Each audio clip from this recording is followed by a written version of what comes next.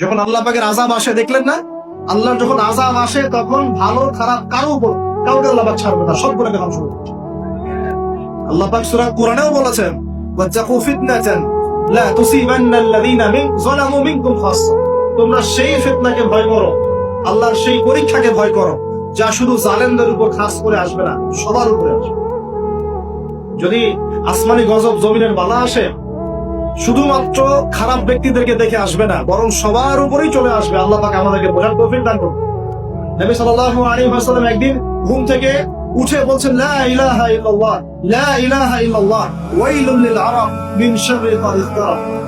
তখন যায়েনাব বিনতে জাহাশ রাদিয়াল্লাহু আনহা বলছেন ইয়া রাসূলুল্লাহ আনুহলিকু ওয়া ফিনা সালিহুন, আমাদের মধ্যে সৎ মানুষ থাকা সত্ত্বেও কি আমরা ধ্বংস হয়ে যাব?